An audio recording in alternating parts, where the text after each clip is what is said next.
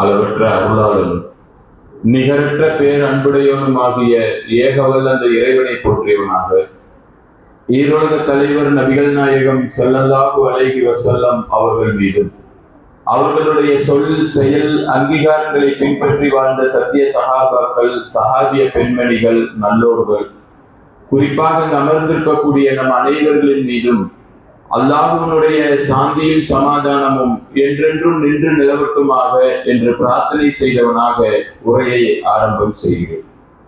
இந்த தர்பியாவினுடைய நிகழ்வை ஆரம்பிப்பதற்கு முன்னால் 2 செய்திகளை நம்முடைய உள்ளத்திலே ஆழமாக பதிய வைத்துக் கொள்ள வேண்டும்.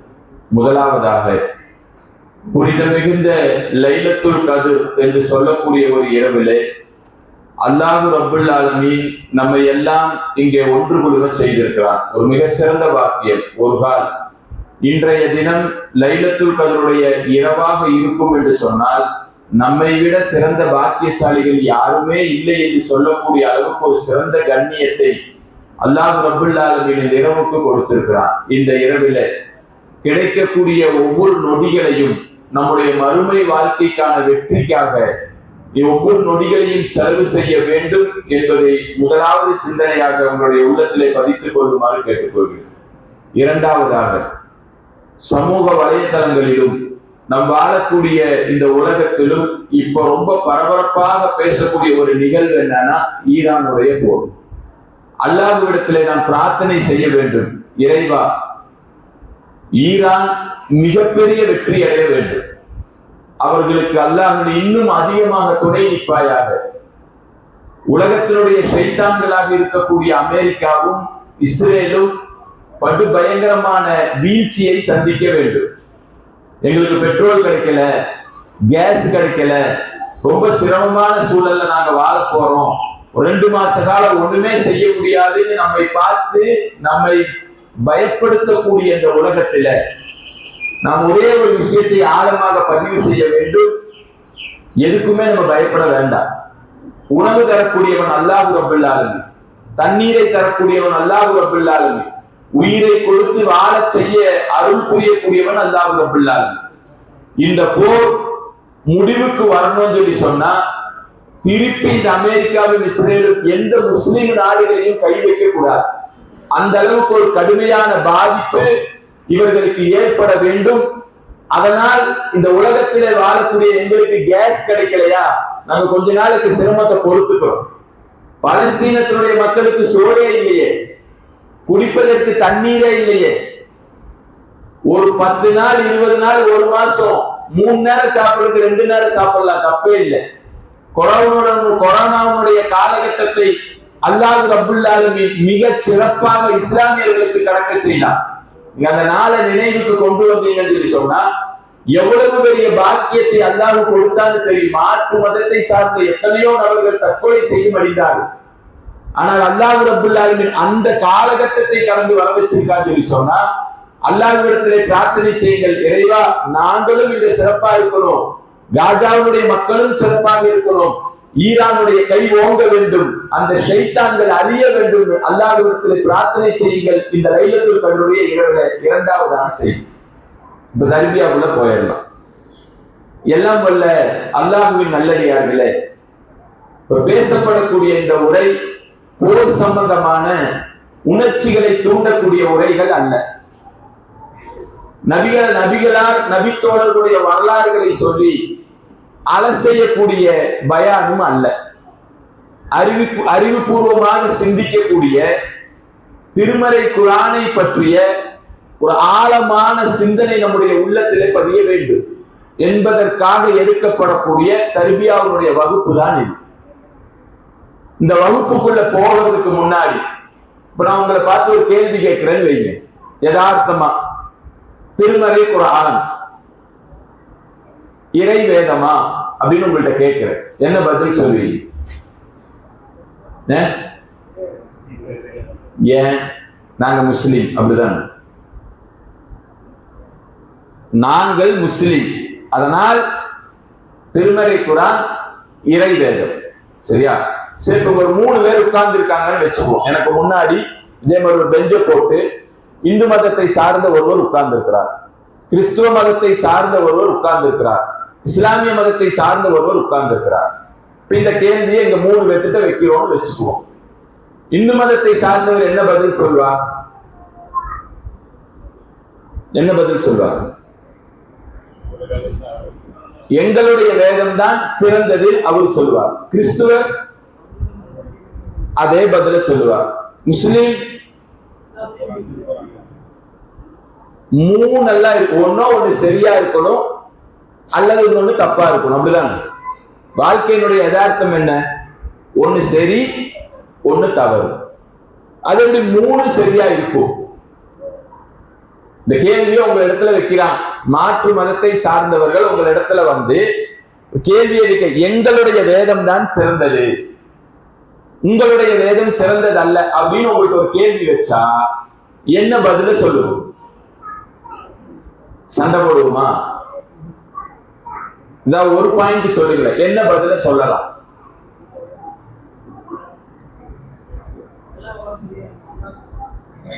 பரமசிவம் பெரியவன் சொல்லல, அவரு சொல்லுவார்.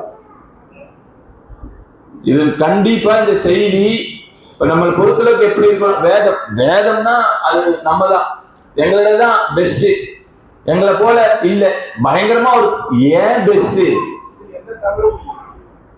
அதெல்லாம் 2வது. ஆரம்பமே நம்ம இன்னும் வரல. இவங்க எங்களது சிறந்ததுங்கிறாங்க, இவர் என்னுடையது சிறந்ததுங்கிறாங்க, இவர் என்னுடையது சிறந்ததுங்கிறாங்க. 3ல 1 தான் சிறந்ததாக இருக்கணும் அப்படின்னா பதில எப்படி சொல்லணும்னு சொன்னா அவர்களுடைய வேதங்களிலே இருந்தே பதில் சொல்ல வேண்டும். சரியா இருக்குமா? இல்ல ஏன் வேதத்திலிருந்து பதில் சொல்லலாம்? அவர் சொன்ன மாதிரி எந்த குற்றமுமே இல்லப்பா, திருப்பி அவர் சொல்லுவார், குற்றமெல்லாம் இருக்கு, எங்களிடத்துலதான் எந்த குற்றமும் இல்லைங்குவார். சொல்லுவாரா? இது கடைசியாக நம்ம சொல்ல வேண்டிய பதில். ஆரம்பமா அவருடைய வேதம் தவறு என்றால், அவருடைய வேதத்திலே சொல்லப்பட்ட கருத்துகள் தவறு என்றால் அது எப்படி தவறு? யாராவது ஒரே ஒரு பதில் சொன்னீங்கன்னா அதுக்குள்ள போயிடலாம். ஒரே ஒரு வார்த்தை யாராவது சொல்றீங்களா? எப்படி தவறு? பல கடவுள் சரின்னு தானே வணங்குறாங்க, அது சரின்னு சொல்லிதான் அவங்க வணங்குறாங்க. அதை தவறுன்னு நான் சொல்லணும். நல்ல பாயிண்ட். எப்படி சொல்லுவேன்? சிலை, ஆமா சிலை தான் வணங்குறாங்க, அதுதான் எப்படி தவறு? ஒரு பதில் வந்த செய்திக்குள்ள போலாம், புரிதலுக்காக 10 நிமிஷம் லேட் ஆனாலும் பரவாயில்ல, முக்கியமாக தெரிந்து கொள்ளப்பட வேண்டிய செய்திகள். சரி, இப்ப இந்து மதத்தை தொடுவோம். இந்து மதத்துல பார்த்தா நிறைய வேதங்கள் அவர்களுக்கு இருக்கு. அந்த வேதங்களில மிக முக்கியமான ஒரு சில விஷயங்கள் என்ன? வேதம் என்னன்னா உபனிஷங்கள். பார்ட் 1 பார்ட் 2 அப்படின்னு கொஞ்சம் போகும். உபனிஷத் அல்லது உபனிஷங்கள் அப்படின்னு சொல்லி வேத புத்தகம் அவர்களிடத்துல இருக்கு.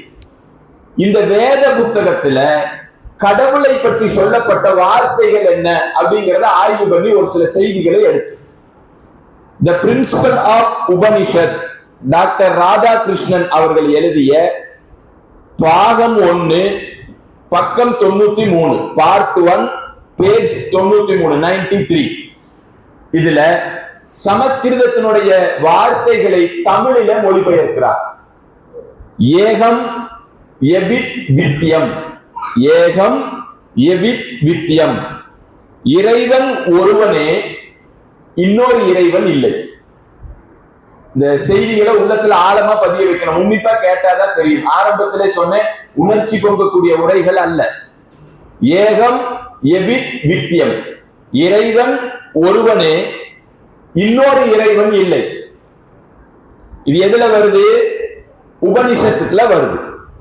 அடுத்ததாக அத்தியாயம் 6 வசனம் 9 இஸ்வேத் தேஷ் வக்தாரா உபனிஷத், இது ஒரு உபனிஷத். இதுல அத்தியாயம் 6 வசனம் 9ல நக்கசிய கங்கித் ஜனத்தின கதிபக், நக்கசிய கங்கித் ஜனத்தின கதிபக், கடவுளுக்கு பெற்றோரும் இல்லை எஜமானரும் இல்லை. இது 2வது. கடவுளுக்கு பெற்றோர்களும் இல்லை, எஜமானரும் இல்லை.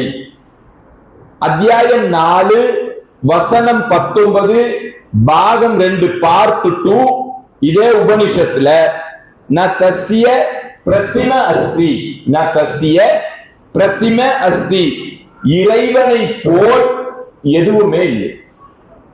ஃபர்ஸ்ட் சொன்னேன், இறைவன் ஒருவனே, இன்னொரு இறைவன் இல்லை, கடவுளுக்கு பெற்றோரும் இல்லை, எஜமானரும் இல்லை, இறைவனை போல் எதுவுமே இல்லை. பார்ட் 2 அத்தியாயம் 4 வசனம் 20 ந கக்ஷுச பாஸ்யதி கஸ்கனி நாம், இறைவன் பார்வைகளுக்கு அப்பாற்பட்டவன், அவனை கண்களால் பார்க்க முடியாது. இறைவன் பார்வைகளுக்கு அப்பாற்பட்டவன், அவனை கண்களால் பார்க்க முடியாது. இது உபனிஷம். இன்னொரு முக்கியமான வேதமாக கருதக்கூடிய பகவத்கீதை 7வது அத்தியாயத்தினுடைய 20வது வசனம் சொல்லப்படக்கூடிய மிக முக்கியமான செய்தி என்னன்னா, யாருடைய ஞானம், அறிவு உலகப்பற்றால், உலகத்தினுடைய ஆசையால் களவாடப்படுகிறதோ, அடிமையாகிறார்களோ, அவர்கள்தான் மனிதர்களை கடவுளாக வணங்குவார்கள். பகவத்கீதையினுடைய வார்த்தை. யாருடைய அறிவு ஞானம் உலகப்பற்றால் மிகைத்து விட்டதோ, உலகத்தினுடைய அடிமைகளாக, உலகத்தினுடைய ஆசைகளுக்காக தன்னுடைய வாழ்க்கையை அர்ப்பணம் செய்வார்களோ, அவர்கள் மனிதர்களை கடவுளாக வணங்குகிறார்கள். அதே பகவத்கீதையில 10வது அத்தியாயத்தினுடைய 3வது வசனம், என்னை பிறக்காதவனாகவும் தொடக்கம் இல்லாதவனாகவும் முடிவு இல்லாதவனாகவும் அகிலத்தின் அனைத்துக்கும் உச்ச ஆற்றல் படைத்த அதிபதியாக இருக்கக்கூடியவன், அவனை அறிந்து கொள்வோர் யார்? இன்னொரு தடவை சொல்றேன், என்னை, இறைவனை சொல்றாங்க, பிறக்காதவனாகவும் தொடக்கம் இல்லாதவனாகவும் முடிவு இல்லாதவனாகவும் அகிலத்தினுடைய அனைத்துக்கும் உச்ச ஆற்றல் படைத்த இறைவன் அதிபதியாக இருக்கிறான், அறிந்து கொள்வோர் யார்? அடுத்து இதை இந்து மதத்தினுடைய வேதத்தை இன்னும் நீங்க ஆய்வு செஞ்சீங்கன்னா அவங்களுக்கு இன்னும் 4 மிக முக்கியமான வேதம் உண்டு. யஜுர் வேதம், ரிக்கு வேதம், அதர்வண வேதம், சாம வேதம். இப்படி ஒரு 4 வேதம் இருக்கு. இவருடைய வேதம் ரொம்ப நிறைய இருக்கு. ஒரு சில முக்கியமான செய்திகள் இதுல 32வது அத்தியாயத்தினுடைய 3வது வசனம், ந தஸ்ய பிரதிம அஸ்தி, இறைவனுக்கு உருவம் இல்லை, இறைவனுக்கு உருவம் என்பது இல்லை. 32வது அத்தியாயத்தினுடைய 3வது வசனம், பிறப்பு இல்லாத இறைவனே வணங்குவதற்கு தகுதியானவன், பிறப்பு இல்லாத இறைவனே வணங்குவதற்கு தகுதியானவன். 40வது அத்தியாயத்தினுடைய 8வது வசனம், இறைவன் வடிவமற்றவன், அவனுக்கு உருவம் கொடுக்க முடியாது. இறைவன் என்பவன் வடிவமற்றவன், அவனுக்கு உருவம் கொடுக்க முடியாது. 40வது அத்தியாயத்தினுடைய 9வது வசனம், இதெல்லாம் யஜுர் வேதத்துல வரக்கூடியது. யார், இதான் முக்கியமான செய்தி, யார் இயற்கையை, இயற்கைனா கல்லு, மண்ணு, நெருப்பு, படைக்கப்பட்டது, சில, சமாதி, மயிலு, பெருக்கா, சிங்கம், புலி, என்னெல்லாம் இயற்கையாக மனிதர்கள் இயற்கையை கடவுளாக எண்ணி வணங்குகிறார்களோ அவர்கள் இருளில் மூழ்குவார்கள், நரகத்துக்குள்ள போவாங்க, இருளிலே அழுத்தப்படுவார்கள், அவர்கள் நாசமா போவாங்கிற மாதிரி ஒரு வார்த்தைகள் இதுல வருது இல்லையே. அவர்கள் இருளில் மூழ்குவார்கள், அவர்களுக்கு அறிவில்லை, அவர்கள் எல்லாம் நரகத்திலே போகக்கூடியவர்கள். யார் யார் இயற்கையை கடவுளாக எண்ணி வாழ்கிறார்களோ இந்த உலகத்தில அவர்கள், உலகத்தில மட்டுமில்ல மறு உலகத்திலேயும் அவர்கள் இருளில் மூழ்கக்கூடியவர்கள். யஜுர் வேதம் சொல்லக்கூடிய வார்த்தை. ரிக்கு வேதம் நூல் 10 பாகம் 114 வசனம் 5, உண்மை ஒன்றே, இறைவனும் ஒருவனே, கட்டுணர்ந்த ஞானிகள் இதை பல பெயர்களால் அழைக்கிறார்கள். உண்மை ஒன்றே, இறைவனும் ஒன்றே, கற்று உணர்ந்த ஞானிகள் இதனை பல்வேறு பெயர்களை கொண்டு அழைக்கிறார்கள். ஆனால் இறைவன் ஒரே ஒருவன் தான். இதுல எவ்வளவு செய்தி பார்த்தோம்? தெரிஞ்ச வரைக்கும் அப்படியே சொல்லுங்க. இப்ப நான் ஒரு 6-7 செய்தி சொன்னேன், அதை சொல்லுங்களேன்.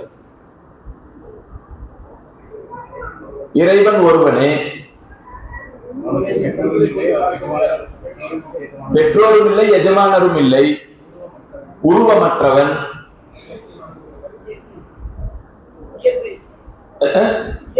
இயற்கையை கடவுளாக வணங்கக்கூடியவர்கள், இருளிலே மூழ்கக்கூடியவர்கள். ஒண்ணு, தொடக்கமும் இல்லை, முடிவும் இல்லை. சரியா? இப்ப ஒருத்தர் உட்கார்ந்து இருக்காருன்னு சொன்னேன், இந்து மதத்தை சார்ந்த ஒரு அறிஞர் உட்கார்ந்து இருக்கிறாருன்னு சொன்னேன். நம்ம கேள்வி கேட்கிறோம், பிறக்கவும் இல்லைன்னா இந்து மதத்தினுடைய கடவுள்களுடைய வரலாறுகளை புரட்டினா எல்லாம் பிறந்தவர்கள். அப்படிதானே? விநாயகர் யார்?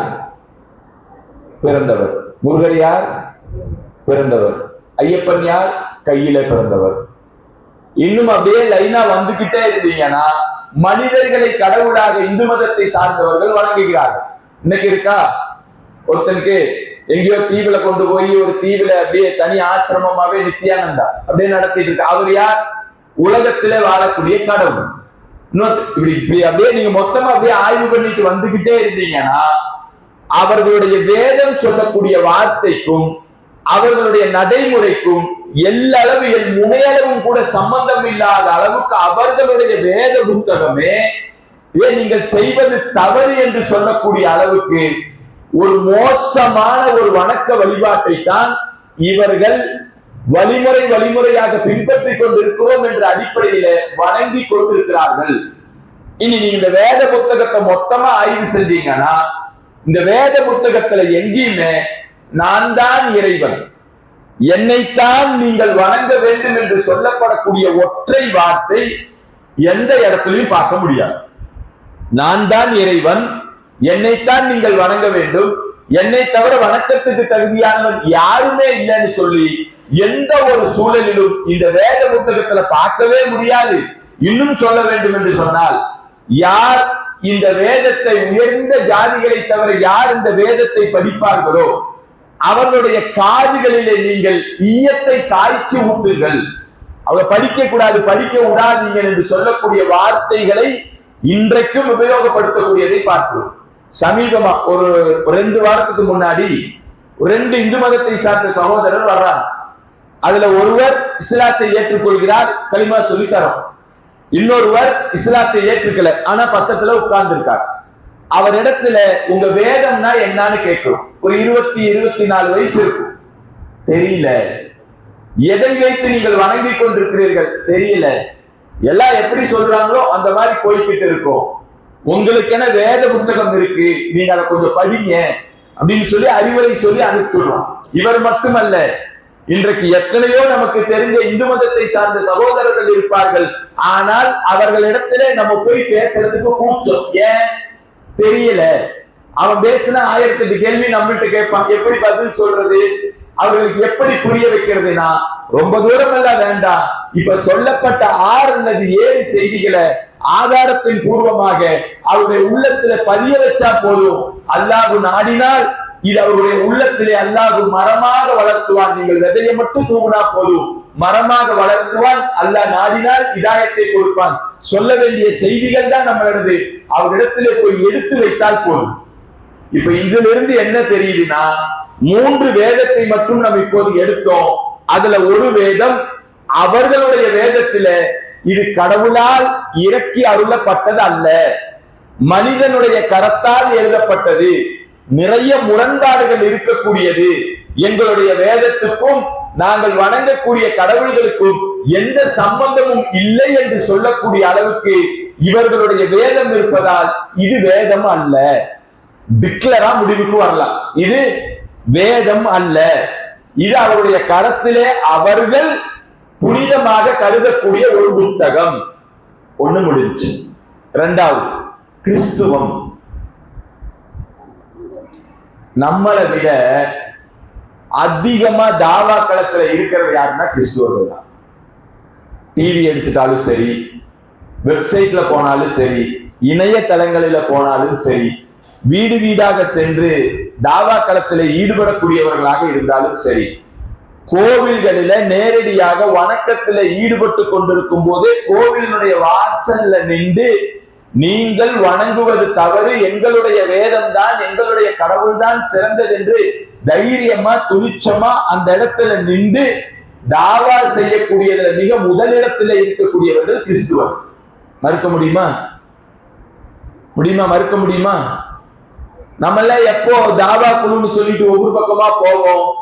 ஏதாவது ஒரு அஜெண்டாவை கையில எடுத்தா அந்த அஜெண்டாவினுடைய அடிப்படையில ஒரு குறிப்பிட்ட மாத காலம் அதை வைத்து ஒவ்வொரு வீடாக தாவா களத்துக்கு செல்வோம், முடிஞ்சு. கூட்டமாக செல்வோம், முடிஞ்சுது. ஆனா அங்க ஒத்தாளுதான் போவாங்க. ஒரே ஒரு நபர் கையில பைபிளை எடுப்பார், நேரா போவார், இதுதான் எங்களுடைய இறைவேதம் என்பதை ஆதித்தரமாக பதிவு செய்வார். இப்ப அவர் உட்கார்ந்து இருக்கிறார். அவர்கிட்ட ஓ வேதம் சரியில்லைப்பா, தப்புப்பா அப்படின்னு சொல்லணும்னா எதை சொல்லலாம்?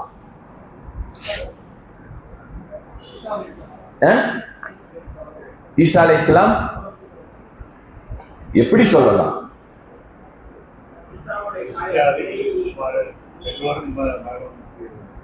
ஈசா நபி பெற்றோர் இல்ல. நான் கேட்கறது பைபிள் இறைவேதம் இல்ல. ஒண்ணு. அடுத்து இது நார்மலா நம்ம சொல்றது என்ன குறைகளை சுட்டி காட்டலாம்? பைபிள் புரியல. இல்ல, நம்ம இவ்வளவு எல்லாம் இழுக்க வேண்டாம். இப்ப நான் இந்து மதத்தை பத்தி சொல்லும் போது ஒரு 6 பாயிண்ட் சொன்ன, கடகடன்னு சொன்னீங்களா, இந்த மாதிரி கடகடன்னு ஒப்பிக்கணும். அப்ப அவங்க பேசுறதுக்கு யோசிப்பாங்க. இது யாராவது ஒருத்தர் முக்கடவுள், கடவுளின் பெயரால் சரியான பாயிண்ட். கடவுளின் பெயர் நான் அந்த செய்தி சொல்றேன். அடுத்து இது எல்லாம் பாதி வருது, மீதி வரல. நான் எடுத்து வச்சா சரியாகும். சொல்லு. வேற முரண் இருக்கும் சார். இப்ப நான் இப்படி வர ஃபர்ஸ்ட்ல இருந்து வர கிறிஸ்துவ இது இந்து மதத்துக்கு அவர்களுடைய வேதத்தினுடைய மூல மொழி எது? இந்து மதத்துக்கு நான் இந்து மதத்துக்கு கேட்டேன். ஏன்னா நான் இப்ப படிச்சேன் சமஸ்கிருதம். கிறிஸ்துவத்துக்கு இங்கிலீஷ், ஹிப்ரு. அடுத்து பெண்கள் பகுதியில் பதில் சொல்லலாம். கடைசியில் ஒரு குற்றச்சாட்டா வரக்கூடாது. ஏன்னா நம்ம இங்கேயே தான் கேட்டுக்கிட்டு இருக்கோம். கிரேக்.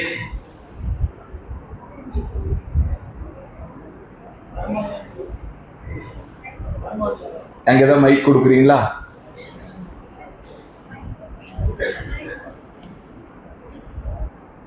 இல்லையா? சரி, பரவாயில்ல, விடுங்க. அப்படியே அவங்க இது பண்ண.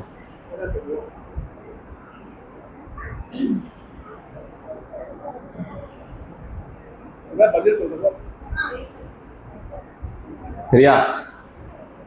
சமஸ்கிருத மொழி இந்து மதத்தினுடைய மூல மொழி. நம்ம தாய்மொழி எது? தமிழ். மூல மொழி. இப்ப நீங்க கிறிஸ்துவத்தினுடைய மூல மொழியை கேட்டதுமே இங்கிலீஷ், கிரேக்கம், ஹிப்ரு, அப்புறம் இதெல்லாம் யாரு சொல்லி தெரிஞ்சது? இஞ்சில், அது வேதம். யார் சொல்லி தெரிஞ்சது இதெல்லாம்? யாரார் எந்தெந்த சரியான பதில், யாரார் எந்தெந்த காலகட்டத்தில் எந்த மூலமொழியை பேசக்கூடியவர்கள் மொழிபெயர்த்தார்களோ அதுதான் மொழியாக பைபிளாக இன்றைக்கு வரைக்கும் இருக்கு. அப்படின்னா இதுல ஒரு கேள்வி வருது, ஒரிஜினல் மூலமொழி எது? வருதா? ஆளுக்கு ஒன்னொன்னு சொன்னீங்க, அதுக்கு பதில் அவர் சொன்னார். என்ன சொன்னார்? அவர் எந்தெந்த காலகட்டத்துடைய வரலாற்று ஆய்வாளர்கள் எழுதினார்களோ அதுதான் மூலமொழி. அப்படின்னா பெண்கள் தரப்புல சொல்லுங்க, இது இல்லாம மூலமொழி எது?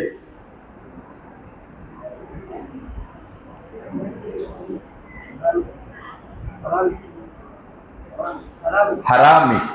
யதார்த்தமா சொல்லணும்னா மூலமொழியே என்னன்னு அவங்களுக்கே தெரியாது. வழக்கிலே இல்ல. உன் மூல மொழி என்ன?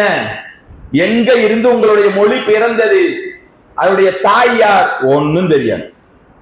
இப்ப வரைக்கும் இல்ல. நாம் சொல்லப்படக்கூடிய செய்திகள் தான் இன்றைக்கு வரைக்கும் உலகத்துல அப்படியே பரவிக்கிட்டே இருக்கே தவிர மூலமொழி என்னங்கிறது வார்த்தைகளில் இருந்து அப்படியே மறக்கடிக்கப்பட்டது. இது ஒன்று.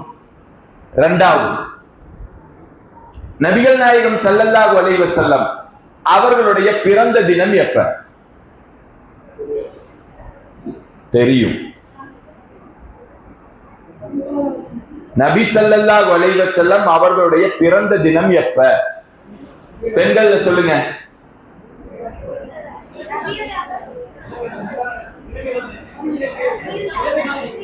இளமை கிழமை.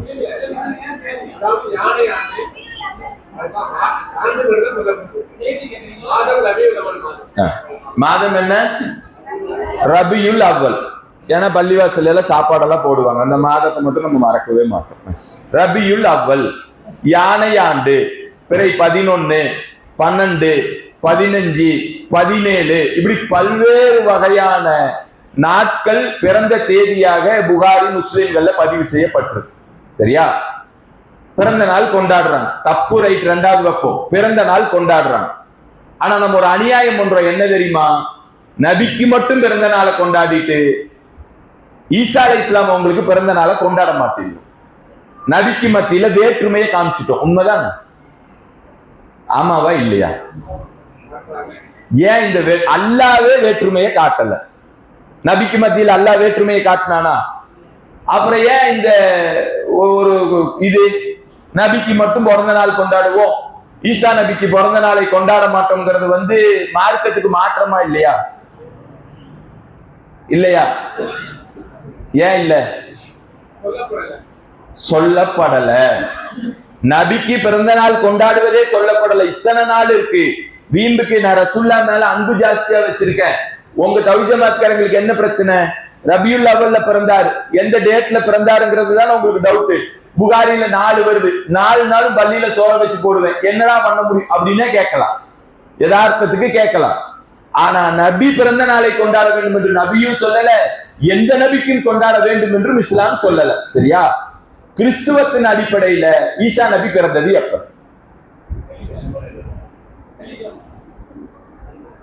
வெள்ளிக்கிழமை. அப்புறம் புதன்கிழமை. எந்த மாதத்தில் பிறந்தார்? டிசம்பர். சாபாஸ், சரியான பதில்.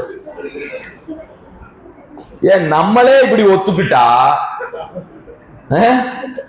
நம்மளே இப்படி ஆணித்தரமா ஒத்துக்கிட்டா அவங்களுக்கு ஈஸியா இருக்குமா இருக்காதா? ஏன் நானே ஒத்துக்கல, நம்ம பின்னாடி இருக்கிற ஆள் நல்லா நம்பிட்டு இருக்கிறாடா, அப்படியே போய்கிட்டு இருந்தான்னு விட்டுருவான். யதார்த்தம் என்ன தெரியுமா? எப்ப பிறந்தாருங்கிறது எதுலையுமே இல்லை. 4-5 செய்திகள் வரும். குளிர்காலத்தில் பிறந்தார், விவசாயம் இருக்கக்கூடிய காலத்தில் பிறந்த, அதெல்லாம் இப்படி எல்லாம் சொல்லக்கூடாது. ஒற்ற வரியில சொல்லு. ஈசா நபி அவர்கள், இயேசு கிறிஸ்து அவர்கள் ஒரு கடவுளாக நீங்கள் வணங்குறீங்க. அந்த கடவுள் பிறந்த தினம் எப்போதுன்னு கடவுளுக்கே தெரியலன்னு ஒரு கேள்வியை வச்சா என்ன பதில் சொல்லுவேன்? இல்ல நாங்க டிசம்பர்ல தான்.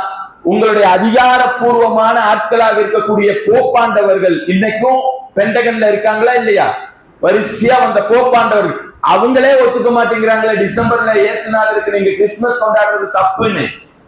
இல்லைங்கிறாங்களே. ஒரு கடவுளுடைய பிறந்த நாளே குளறுபடியா இருக்கு. நான் எப்படி வேதத்தை நம்புவேன்? கேட்கலாமா? கேட்க முடியாதா? முடியும். சரி. 3வது, இறைவனின் மகனான இயேசுவைத்தான் கடவுளாக நாங்கள் வணங்குகிறோம். யார் சொல்றா? கிறிஸ்துவர்கள் சொல்கிறார்கள். கரெக்ட் தான். இதுலதான் மாற்று கருத்து இருக்கா? அவர் மட்டும்தான் மகனா? இயேசு மட்டும்தான் இறைவனுடைய மகனாக கிறிஸ்துவர்கள் வணங்குகிறார்களா? பெண்கள் தரப்புல தெரியுமா?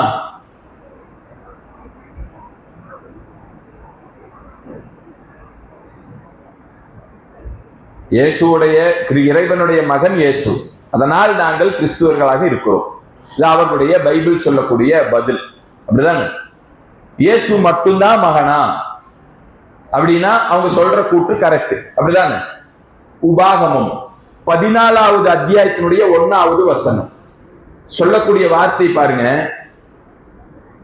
தாவீது இறைவனின் மகன், எப்ராஹிம் இறைவனின் மகன், சாமுவேல் இறைவனின் மகன், இஸ்ரவேல் என்னுடைய மகன் சொல்லிட்டு கடைசியில் இந்த உபாகமம் 14வது அத்தியாயத்தினுடைய 1வது வசனம் பேசுது, எல்லா மக்களும் இறைவனுடைய பிள்ளைகள் தான். எப்படி? இப்ப நான் யார நம்ப? நீ இயேசு இறைவனுடைய மகன் சொன்னா அது ஒண்ணுதான் இறைவனாக இருக்கணும். இப்ப நான் பார்வையில 3 கடவுள்னு சொன்னாங்க, அது எப்படி வந்ததுன்னு பின்னாடி சொல்றேன்.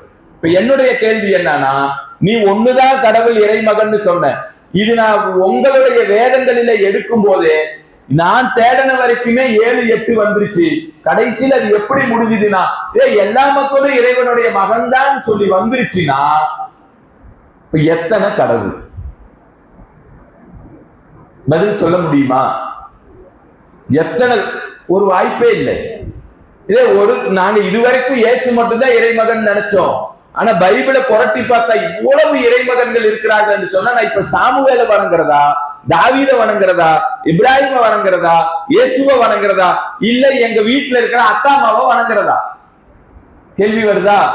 இதுல என்ன நம்ம யோசிக்கணும்னு சொல்லி சொன்னா, இந்த பைபிள்ல கடவுள் கொள்கையே ஆட்டமாடக்கூடிய வகையில இருக்குன்னா, இந்த பைபிளை ஒட்டு மொத்தமா நீங்க ஆய்வு செஞ்சீங்கன்னு சொல்லி சொன்னால், எந்த இடத்திலையும் நான் இறைவன், நான் தான் வணக்கத்துக்குரியவன், என்னுடைய கரத்திலேதான் இந்த வேதம் எழுதப்பட்டது, என்னைத்தான் நீங்கள் வணங்க வேண்டும், என்னை தவிர நீங்கள் யாரையும் வணங்கக்கூடாது என்று சொல்லப்படக்கூடிய செய்தி பைபிள்ல எங்கேயுமே இருக்காது.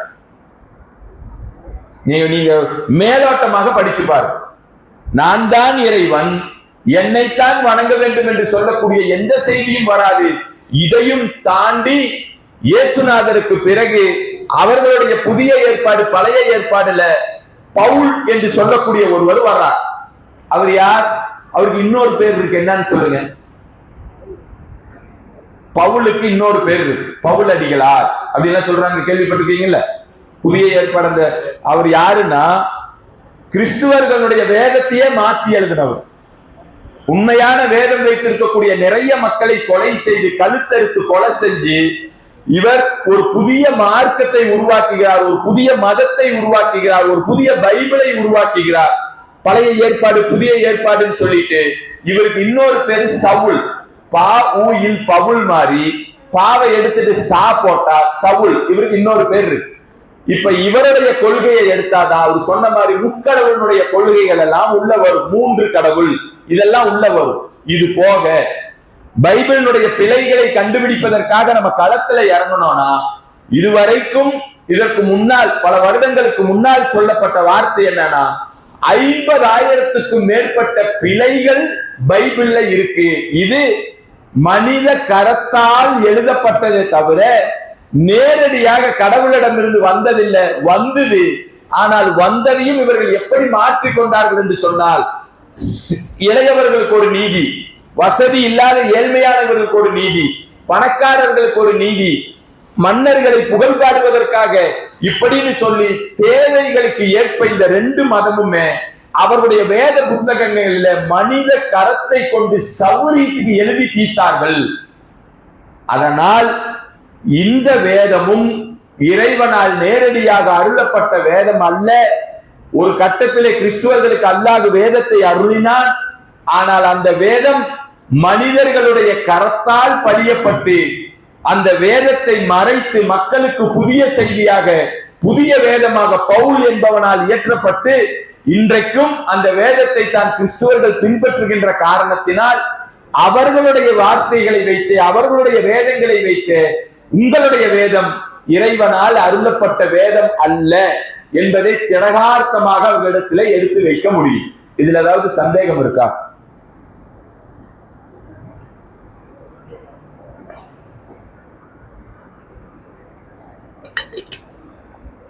இந்த 2 பேர்த்தையும் தூக்கிடலாம். முன்னாடி உட்கார்ந்து 2 பேர்த்தையும் தூக்கியாச்சு. சரியா? 3வது என்ன? திருமறை குர்ஆன். இது சொல்லுங்க. ஏன் திருமறை குரான வேதம்னு சொல்றோம்?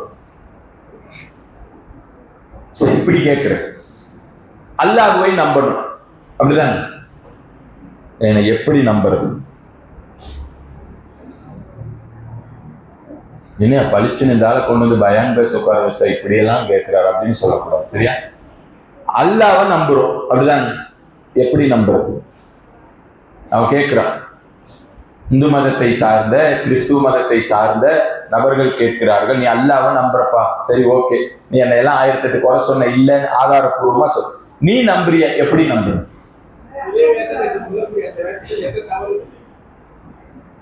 கேள்வி புரிஞ்சுக்கணும்.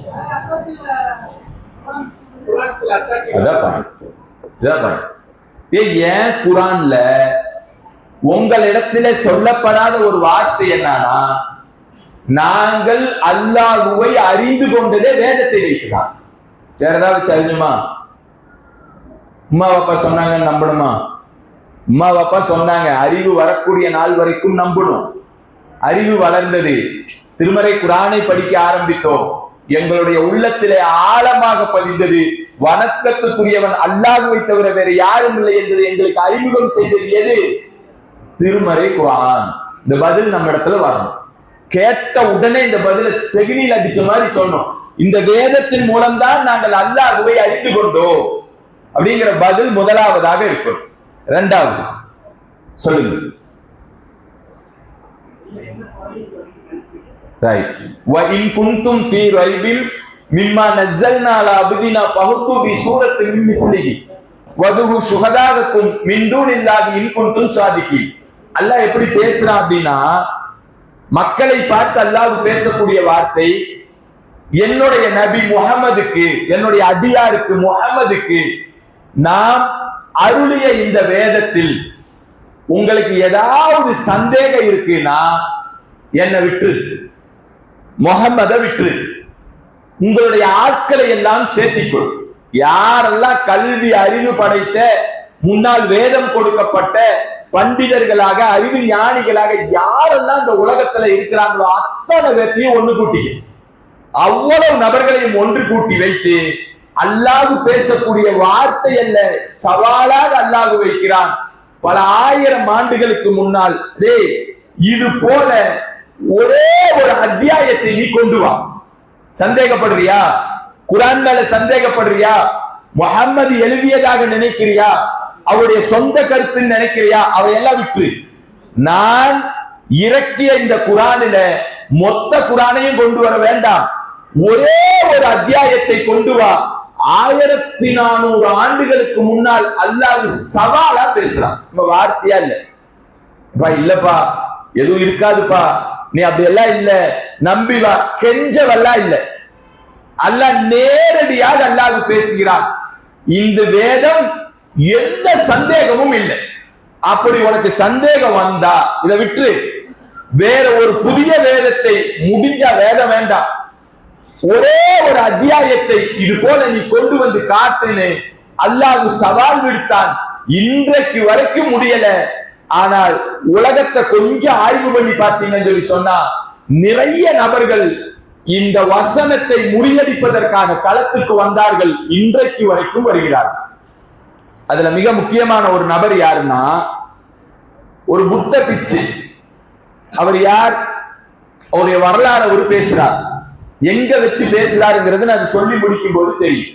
அவர் சொல்றார், 5 வயசுல நான் ஆசிரமத்துக்கு வந்தேன். வந்த நாள்ல இருந்து ஏசியில தான் வாழ்ந்தேன். சூரியனுடைய வெளியும் வெயிலும் கூட என் மேல பட்டதே இல்லை. அவ்வளவு சொகுசான வாழ்க்கை. அந்த மடத்திலேயே தான் வாழ்ந்தேன். இன்றைக்கு நான் உயர்ந்த மத குருவான மத பிச்சு, நான் உயர்ந்த மத குரு. நான் எப்படிப்பட்ட பொசிஷன்ல இருக்கேன்னா, எனக்கு ஒரு தங்க ஷூ இருக்கு. அந்த தங்க ஷூவை நான் காலில் மாட்டிட்டு யாரெல்லாம் வருகிறார்களோ அவர்கள் என்னிடத்திலே ஆசீர்வாதம் கேட்பார்கள். அந்த ஷூவை, செருப்பை, நான் உங்க தங்க செருப்பை உங்க தலையில நான் காலை தூக்கி வைப்பேன். ஆசீர்வாதமாக மக்கள் வாங்கி கொண்டு செல்வார்கள். இன்னும் ஒரு சிலவங்க வருவாங்க, பொருளாதாரத்துல வசதி இல்ல, பொருளாதாரம் இல்ல, எனக்காக நீங்க ஏதாவது ஒண்ணு செய்யுங்க. அவர்களுடைய பொருளாதாரத்துடைய வாழ்க்கையுடைய மேம்பாட்டுக்காக நான் உதவி செய்வேன். இன்னும் ஒரு சிலவங்க வருவாங்க, எனக்கு குழந்தையே இல்லை அல்லது குழந்தை பெறக்கூடிய தகுதி இருந்தாலும் என் மூலமாக என் மனைவிக்கு கர்ப்பம் தரிக்க கூடாது, இந்த மதகுரு புத்த பிச்சின் மூலமாக என்னுடைய மனைவிக்கு கர்ப்பம் தரிக்க வேண்டும், அல்லது குழந்தை இல்லைனா இவரிடத்தில உறவை கொண்டு ஒரு குழந்தையை பெற்றெடுப்பார்கள், அந்த குழந்தையை பெற்றெடுத்த உடனே 22 ஏக்கரா நிலத்தை கொண்டு போய் ஒரு மனிதர் அந்த புத்த பிச்சுக்கு கொடுக்கிறார். கோடி கோடியாக பொருளாதாரத்தை கொண்டு போய் இறக்கிறார்கள். அவர் சொல்றார், தங்க தட்டுல சாப்பிடுவேன். என்னுடைய வாழ்க்கை எப்படின்னா சுகபோகமாக வாழ்க்கையாக இருந்தது. ஒரு கட்டத்துல திருமறை குரானை ஆய்வு செய்யக்கூடிய ஒரு வாய்ப்பு எனக்கு கிடைச்சது. திருமறை குரானை அப்படியே ஆய்வு செய்யும், தப்பு இருக்குமா? நம்ம தான் பெரிய கடவுளாச்சே, நம்மளை விட ஒரு குரானா ஒரு வேதமா பாத்துருவமே என்னன்னு தப்ப கண்டுபிடிக்குமே. களத்துக்கு வர்றார். கடைசியா அவர் சொல்லக்கூடிய ஒரு வார்த்தை, ஒரு அரங்கத்தில் நின்று கொண்டு பேசிக் கொண்டிருக்கிறார். அவர் சொல்றார், நான் புத்த பிச்சாக இருக்கக்கூடிய காலம் வரை என்னுடைய வாழ்க்கை உலகத்தினுடைய சொர்க்கத்தினுடைய வாழ்க்கையாக நான் வாழ்ந்து கொண்டிருந்தேன். ஒரு கட்டத்தில் திருமறை குரான் என்னுடைய உள்ளத்தை மாற்றியது. நான் இஸ்லாத்தை ஏற்றுக்கொண்டேன். இப்போது இஸ்லாத்தை ஏற்றுக்கொண்டு தாவா களத்திலே நான் நின்று கொண்டிருக்கிறேன். நான் இப்போது என்னுடைய இந்த அரங்கத்துல பேசிக் கொண்டிருக்கிறேனே, பேசுறதுக்காக நான் என் வீட்டுல இருந்து வந்தேன். என் செருப்பு பிஞ்சிருச்சு. பக்கத்து வீட்டுல இருக்கிற செருப்பை இரவலா வாங்கி என் காலில மாட்டிட்டு இப்ப நான் இஸ்லாமிய சொற்பொழிவாளனாக இந்த மேடையில நின்று நான் பேசுகிறேன் என்று சொன்னால், அந்த மேடையில இருந்துதான் இவ்வளவு வாக்கியத்தை இவ்வளவு செய்திகளை சொல்றார். இரவல் செருப்பை வாங்கி கொண்டு வந்து உங்கள் முன்னால் நான் பேசுகிறேன். கோடி கோடியாக சொத்து இருக்கும் போது என்னுடைய உள்ளத்திலே இல்லாத சந்தோஷம், திருமறை குரானை படித்து இஸ்லாத்தை ஏற்றுக்கொண்டு கடன் வாங்கின செருப்பன் என்று பேசும்போதும் கூட என்னுடைய உள்ளத்தினுடைய மகிழ்ச்சி நான் வாழ்ந்த முன்னாள் வாழ்க்கை எனக்கு கொடுக்கவில்லை. குரானிய வாழ்க்கை தான் சத்தியமாக நிம்மதியான வாழ்க்கை. என்னுடைய வாழ்க்கையை பொறுத்தியது திருமறை குரான். யார் அவரு? குறை கண்டுபிடிப்பதற்காக வந்தவர்.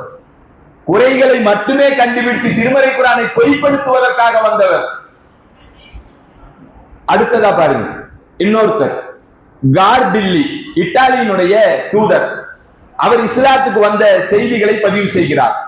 அவர் சொல்றார், மக்காவில தொழக்கூடிய காட்சியை யதார்த்தமாக ஒரு கட்டத்திலே பார்க்கக்கூடிய சூழல் வந்தது.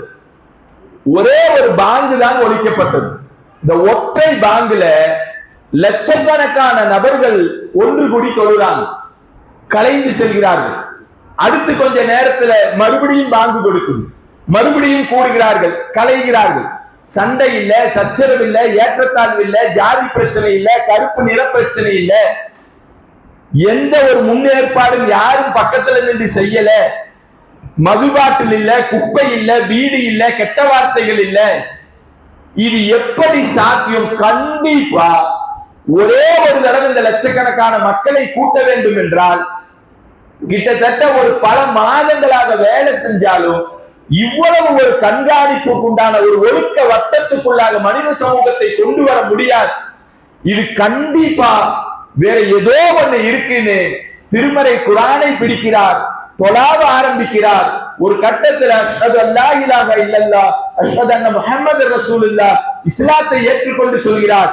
இது ஒரே ஒரு இறைவனால் மட்டுமே இது சாத்தியமாகுமே தவிர, திருமறை குரானால் மட்டும்தான் சாத்தியமாகுமே தவிர மனிதர்களால் இதை சாத்தியப்படுத்த முடியாது. ஒரு பாங்கு திருமறை குரானோடு தொடர்பை ஏற்படுத்தி இஸ்லாத்துக்கு கொண்டு வருகிறது என்று சொன்னால், இதுவரைக்கும் ஏராளமான நபர்கள் யாரெல்லாம் குறை கண்டுபிடிக்க வந்தாங்கன்னு சொல்லி பேசணும்னா இன்னொரு 4-5 மணி நேரம் பேசணும். அவ்வளவு நபர்கள் வந்தார்கள். யதார்த்தம் என்னன்னா, வந்திருக்கக்கூடிய அத்துணை நபர்களும் இஸ்லாத்தை தழுவினார்கள். வரலாற்றினுடைய செய்தி. அல்லாஹ் ரப்பல் ஆலமீன் திருமறை குரானை சொல்லும் போது சொல்றான் பாருங்க, முரண்பாடுனா மொத்த முரண்பாடெல்லாம் இல்ல, ஒரே ஒரு முரண்பாடக்காம், ஒரே ஒரு பொய்யக்காம்.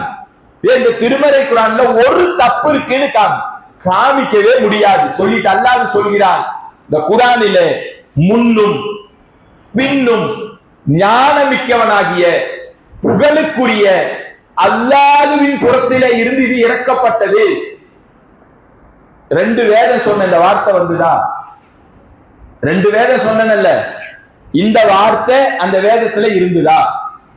ஞானமிக்கவனாகவும் புகழுக்குரியவனாகவும் இந்த வேதத்துல முன்னும் பின்னும் எந்த தவறும் வராது. 41 42வது வசனம், எந்த தவறும் வராது. புகழுக்குரியவனான அல்லாஹ்வின் புறத்திலே இருந்து இந்த வேதம் அருளப்பட்டது. அல்லாஹ் ரப்பல் ஆலமீன் திருமறை குர்ஆனிலே சொல்லிவிட்டு பதிவு செய்யக்கூடிய வார்த்தை இது நபியினுடைய வார்த்தை அல்ல. இந்த திருமறை குர்ஆனை சொல்லும்போது அல்லாஹ் சொல்வார், நபியே நான் என்ன சொல்றனோ அதைத்தான் நீங்க மக்கள் இடத்துல சொல்லணும். தவறி ஒரு வார்த்தை சுயமாக நீங்கள் எழுதினால் இல்ல சுயமாக மக்களிடத்திலே பதிவு செய்தால் நபியினுடைய முன்னெற்றி முடியை பிடிச்சிருக்கிறோம், கடுமையான தண்டனைக்கு உள்ளாக்கப்பட்டு விடுவோம். யாரு? அல்லாஹ் நபியை திட்டக்கூடிய வாசகம் திருமறை குர்ஆன்ல உண்டு. நபியை எச்சரித்து பேசக்கூடிய வார்த்தைகள் திருமறை குர்ஆன்ல உண்டு. அல்லாஹ் பதிவு செய்கிறான், இந்த நபி யார் தெரியுமா? என்னுடைய அடிமை, நான் தான் இவருக்கு இந்த திருமறை குர்ஆனை எழுதி வைத்தோம், சொல்லிட்டு அல்ல இறக்கி வைத்தோம். சொல்லிட்டு அல்லாஹ் சொல்றான், இந்த நபிக்கு எழுதவும் தெரியாது படிக்கவும் தெரியாது. மிக முக்கியமான ஒரு வார்த்தை என்னன்னா, 2வது இதுதான். படிக்க தெரிஞ்சிருந்தது வைங்களேன், அவருக்கு எழுத தெரிஞ்சிருந்ததுன்னா என்ன வார்த்தை வந்திருக்குன்னா, இவர் ஒரு சிறந்த கவிஞர், சிறந்த எழுத்தாளர். அந்த மக்கள் பைத்தியக்காரர் என்ற வார்த்தையும் கூட பயன்படுத்தினார்கள். அதற்கும் அல்லாஹ் என்ன சொல்லுவான் தெரியுமா?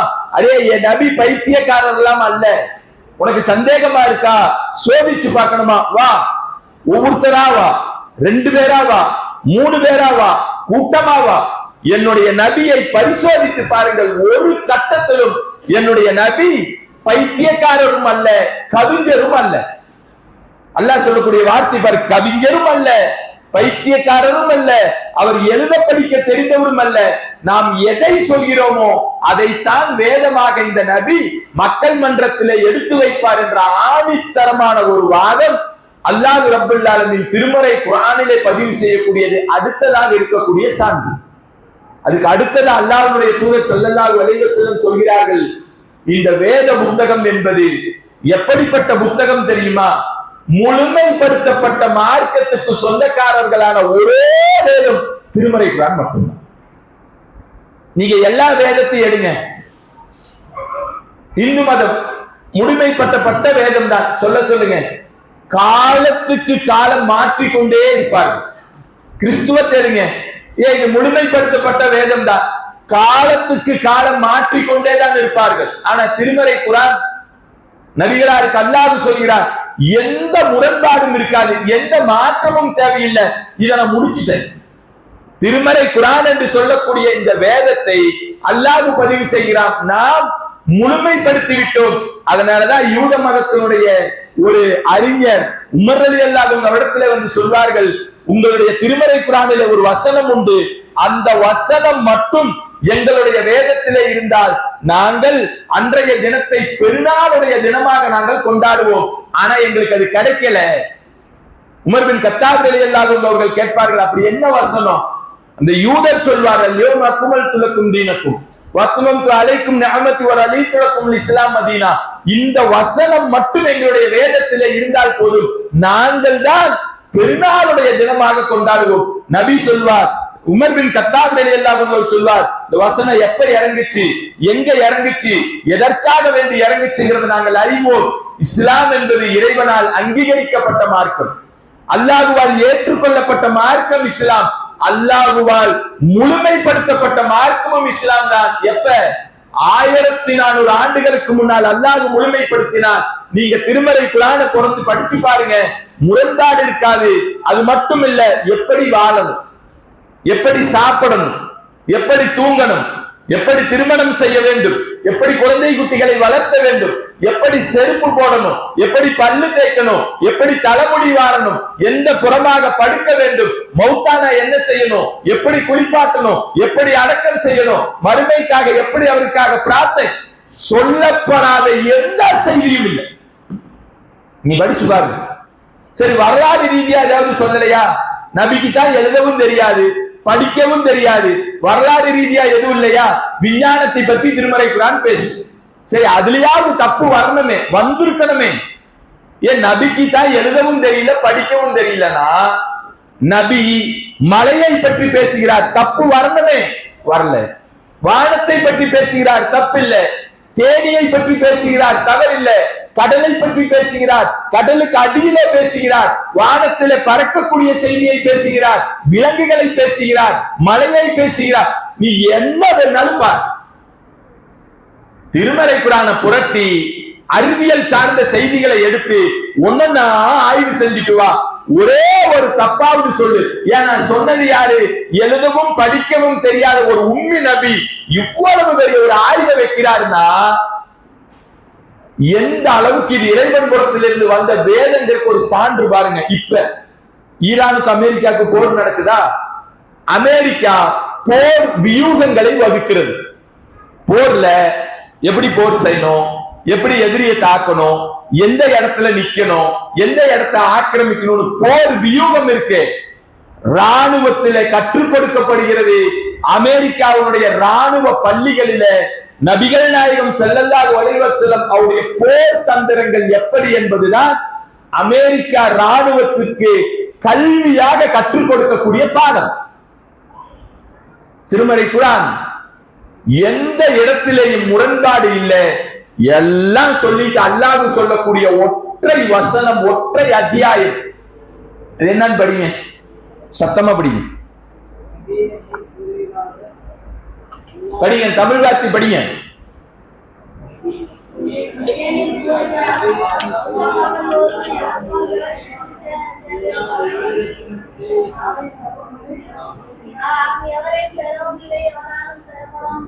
இந்து மதத்துல பெறப்பட்ட கடவுள்கள் இருக்கா?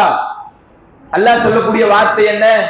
அடே, நான் யாரையும் பெறவும் இல்லை, யாராலும் பெறப்படவும் இல்லை. இந்து மதத்துல இருக்கு இந்த வார்த்தையை பொருந்தார், கிறிஸ்துவத்துல இருக்கு இந்த வார்த்தைகளை பொருந்தார். நான் தான் இறைவன், வணக்கத்துக்குரியவன், என்னை தவிர வேறு யாரும் இல்லை. எந்த வேதத்திலையும் சொல்லப்படாத ஒரே ஒரு அத்தியாயம், ஒரே ஒரு வசனம்.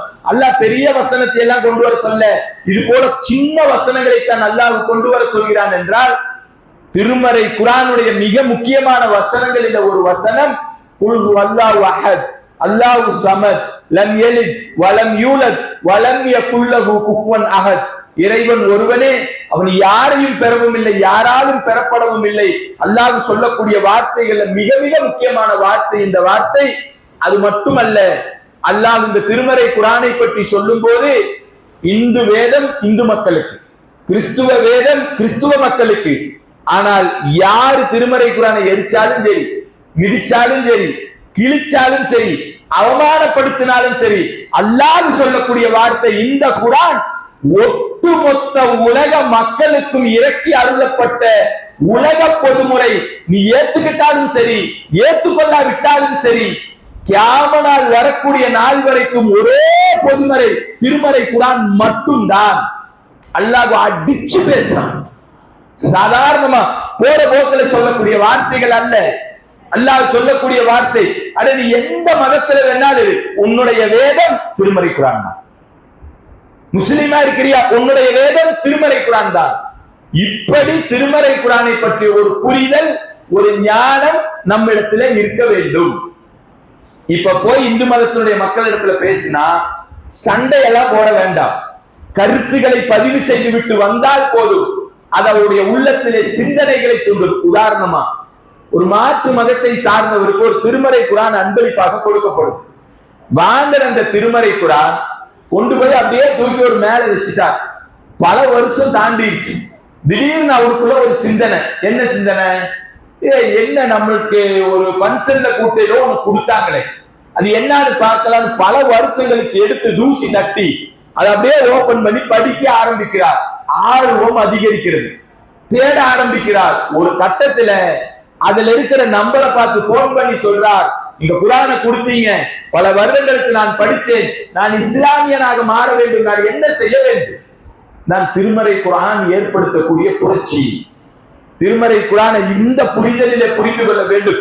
சொல்லப்பட்ட வார்த்தை ரொம்ப கம்மிதான், நீங்கள் தேட வேண்டும் என்பதற்காக ஒரு ஆர்வம் ஊட்டப்பட்ட செய்தி, அவ்வளவுதான். சரி, இப்ப நம்ம விஷயத்துக்கு வந்துருவோம்.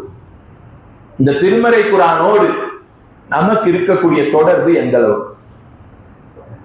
தலை தொங்கிருச்சே பாவா.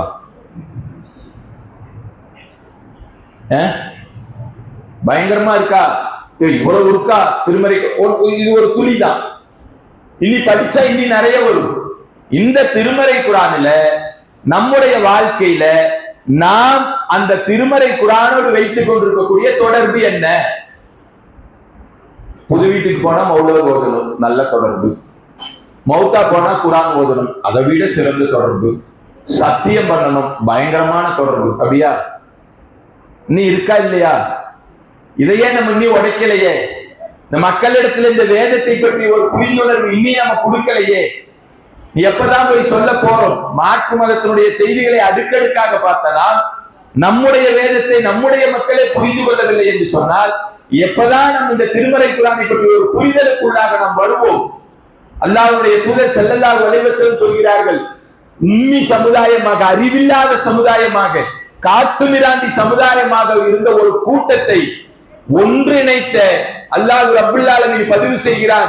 நீங்கள் எல்லாம் எப்படி தெரியுமா இருந்தீர்கள்? பகைவர்களாக இருந்தீர்கள், நரகத்தினுடைய விளிம்பிலே நின்று கொண்டிருந்தீர்கள், ஒருவருக்கு ஒருவருடைய கழுத்துகளை வெட்டி கொண்டிருந்தீர்கள்.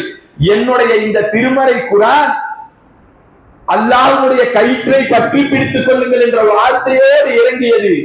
மக்களிடத்திலே நபி சொன்னார், உங்களுக்கு மத்தியில ஒரு சகோதரத்துவத்தை நாம் இந்த குர்ஆனின் மூலமாக ஏற்படுத்தினோம். உலக வரலாற்றுல இப்படி ஒரு வாசகம், இப்படி ஒரு வசனம் எந்த அளவுக்கு என்று சொன்னால் எந்த மதத்தினுடைய வரலாற்றிலும் இப்படி ஒரு புரட்சி ஏற்படுத்தி இருக்கார். அல்லாஹ் சொல்றவா, ஏன் நீங்கள் பகைவர்களாக இருந்தீர்கள். மதீனாவை எடுத்தீங்க, அவுஸ் கஸரஜ் என்று ரெண்டு கூட்டம்.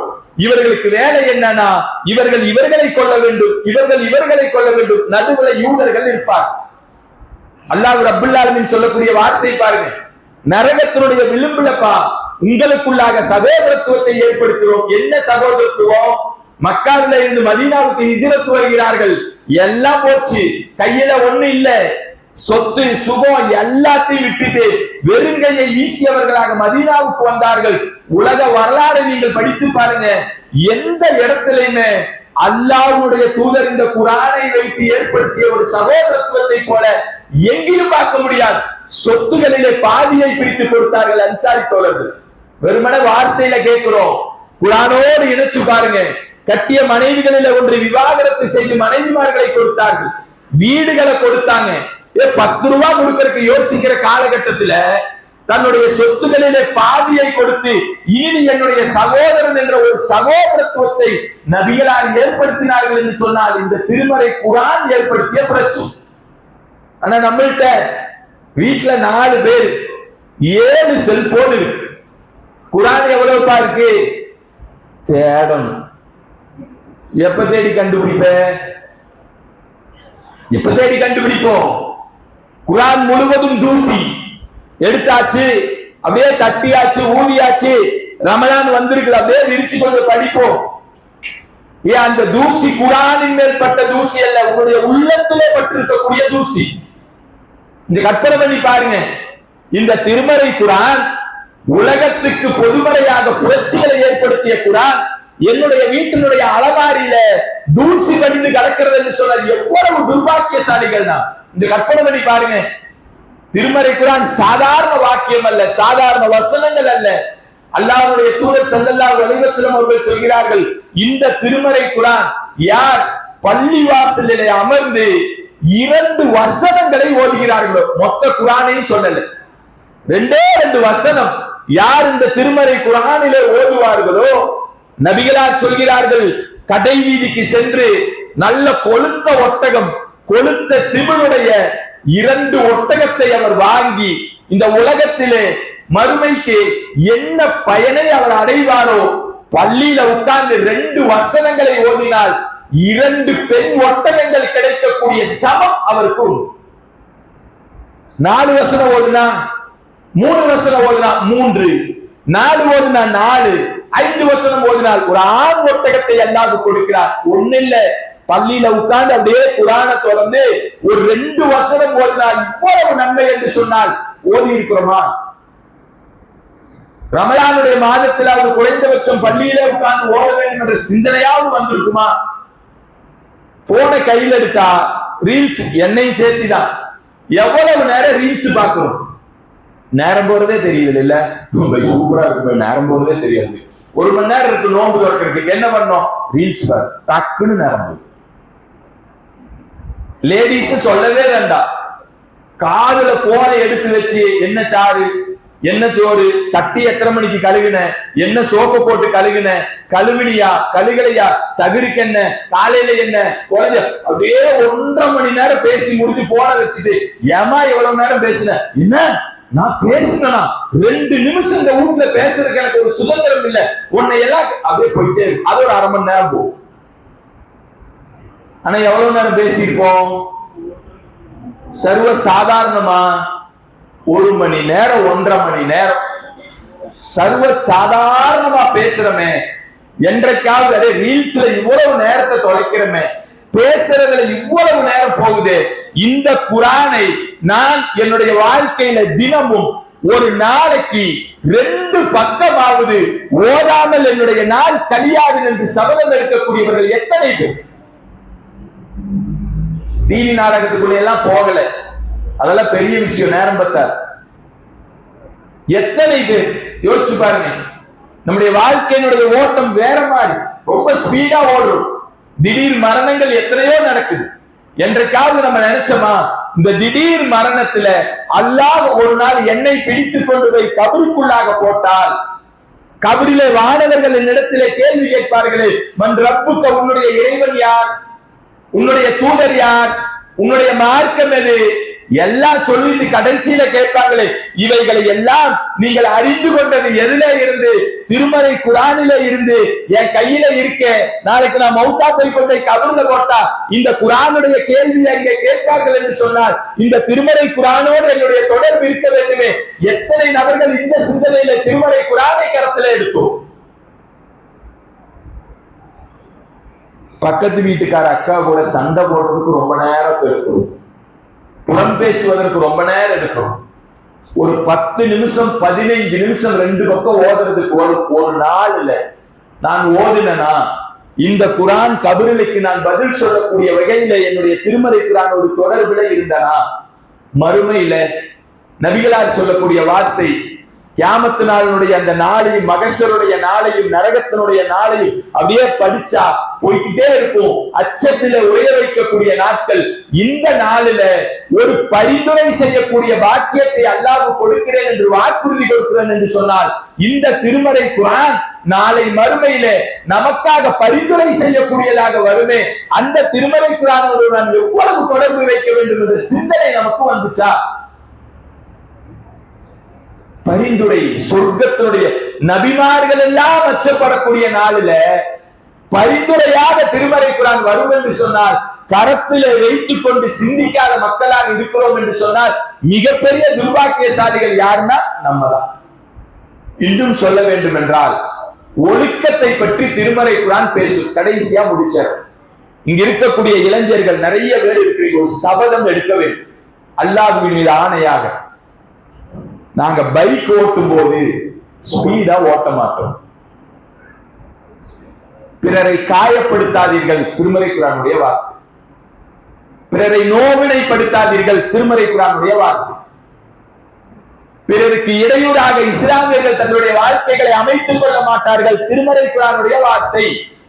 இன்னைக்கு மணி 12, அப்படியே ரோட்ல போய் 10 நிமிஷம் இல்லைங்க, முஸ்லிம் இளைஞர்கள் பைக்கை எடுத்துட்டு ஒரு வண்டியில 3 பேரு 4 பேரு போகக்கூடிய வேகம் இருக்கு, சாதாரண வேகம் அல்ல. பார்த்தாலே கொலை நடுங்குங்கிற அளவுக்கு சல்லுன்னு போறான், அடிச்சா அடுத்த ஸ்பாட் முடிஞ்சாங்கிற மாதிரி. எத்தனை நபர்களை பயமுறுத்திக் கொண்டு வண்டி ஓட்டுறீங்க, எவ்வளவு வேகமாக ஓட்டுறீங்க. சமீபமாக நடந்த விபத்துகளை ஆய்வு செஞ்சு பாருங்க. நீ அடிபட்டு ஆஸ்பத்திரியில படுத்திருக்கிற, கருவிலே சுமந்த உன்னுடைய தந்தைகள் தாயின் படக்கூடிய கஷ்டம் என்னன்னு தெரியுமா? 10 வருஷம் 15 வருஷம் 20 வருஷம் வளர்த்தி உன்னுடைய பொடும்போக்காக நீ வண்டி எடுத்துட்டு போய் அடிச்சு ஆக்சிடென்ட் ஆகி ஆஸ்பத்திரியில படுத்திருக்கும் போது கதறக்கூடிய முதல் ஜீவன் உன்னுடைய தாய் தந்தை இல்லையா? ஏன் யோசனை வரல? ஏது அது ரமலானுடைய நாட்கள்னா அத்தா அம்மா தெரியாம வண்டி எடுத்துட்டு விடிய விடிய ஊர் சுத்தணுங்கிறது மட்டும்தான் இளைஞர்களுடைய சிந்தனையா. அது படிக்கக்கூடிய 8, 9, 10, 11, 12 படிக்கக்கூடிய அந்த பசங்க இருக்காங்களே, வாகனம் ஓட்டக்கூடியது அதிகம். ஒவ்வொரு ரமலானிலையும் குறைந்தபட்சம் 3 அல்லது 4 முஸ்லிம் சகோதரர்கள் மரணிக்கக்கூடிய செய்தி தொடர்ச்சியா வருதுன்னா கொஞ்சம் யோசனை பண்ணி வண்டியை தூக்கிட்டு ஓட்டுற நேரம் தாய் தந்தையர்கள் அந்த திருமறை குர்ஆனோடு அவர்களை தொடர்பு வைத்தவர்களாக வளர்த்தி இருந்தால் இந்த இரவுகளை பற்றிய சிந்தனை அவர்களுக்கு இருந்திருக்கும். நீங்களும் ஒரு காரணம். வண்டி கேட்கிறான், வண்டி கொடுக்காதீங்க. அவசியம் என்றால் வண்டி கொடுங்க. வண்டி கொடுக்கும் போது இப்படி ஓட்டுப்பா, வாழ்க்கைனா இப்படி இருக்கு, இந்த மாதிரி ஆயிரும், அடுத்தவனை நீ அடிச்சு அவன் பாதிக்கப்பட்டாலும் அவனுடைய பிரார்த்தனையால் நமக்கு பெரும் பாதிப்பை ஏற்படுத்தும். இது எல்லாம் சொல்லி கொடுத்து பெற்றோர்கள் பிள்ளைகளை வளர்த்த வேண்டும். இது புரட்சிகர மக்களாக வளர்த்தணும்னா அந்த புரட்சி திருமறை குர்ஆன் ஏற்படுத்தும். நீங்க மக்களிடத்துல சொல்லிக் கொடுங்க இரவுகளுடைய மகிமையை. வருஷத்துல ஒரு 5 நாள் நம்மால எப்படி செலக்ட் பண்ற அந்த 5 நாள ரோட்ல நின்று கேரம் போர்டு விளையாடுறதுக்கும், பேக்கரியில உட்கார்ந்து பேசுறதுக்கும், வாகனத்தை ஓட்டுறதுக்கும். நேத்து கரும்பு கடைக்குள்ள 2 டீமுக்கு சண்டை. என்னடா சண்டை? நானும் புறா வளர்க்கிறேன், இவனும் புறா வளர்க்கிறான். 2 கேங்குக்கு மத்தியில சண்டை, புறா சண்டை. சொர்க்கத்துல கொண்டு போய் விட்டுரும். தாய் தந்தையர்கள் ஏன் கேட்கல? இங்க வந்திருக்கக்கூடிய பெற்றோர்கள் இடத்துல கேட்கிற, உங்களுடைய பசங்க இப்ப எங்க? ஒரு 10, 20 பேர் வந்திருந்தா 2 மக்கம்னா 40 பேர் இங்க இருக்கணுமே. எங்க? அவன் எங்கேயாவது இருப்பான், அவன் எங்கேயோ இருப்பான். நீ இபாதத்துக்கு வந்தா வரக்கூடிய செய்திகள் எப்படி தெரியுமா வரும்? அல்லாஹ் பாதுகாக்க வேண்டும். கண்ணும் கருத்துமாக பிள்ளைகளை வளர்த்த வேண்டும் என்று சொன்னார்.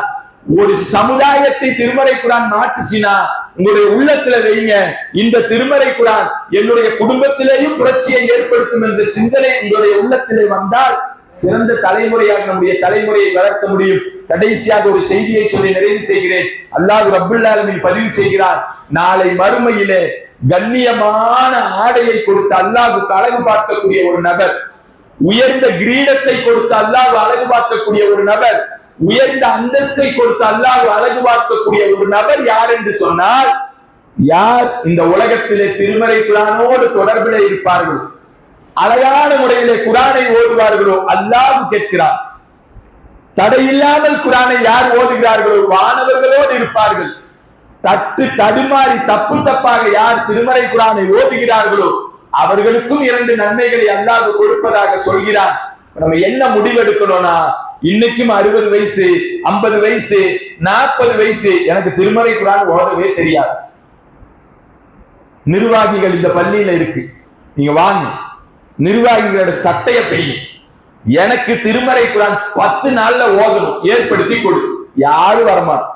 நிர்வாகம் சோத்துல உப்பு போடலன்னு சண்டைக்கு வரும், நிர்வாகம் சரியில்லைன்னு சண்டைக்கு வரும், அப்படி பேசினாங்க சண்டைக்கு வரும், இப்படி பேசினாரு சண்டைக்கு வரும். 1008 குற்றம் சொல்வதற்காக நிர்வாகத்துக்கு வருவோமே தவிர இந்த நிர்வாகத்தை வைத்து என்னுடைய மறுமையினுடைய வாழ்க்கையில நான் வெற்றி அடைவது எப்படி, இந்த திருமறை குர்ஆனை ஓதி படிப்பது எப்படி என்ற சிந்தனை வந்தா அவர்களிடத்துல வாங்க, அவர்களிடத்துல கேளுங்க. வகுப்புகளை ஏற்படுத்துவார்கள், ஏற்படுத்தி கொண்டும் இருக்கிறார்கள்.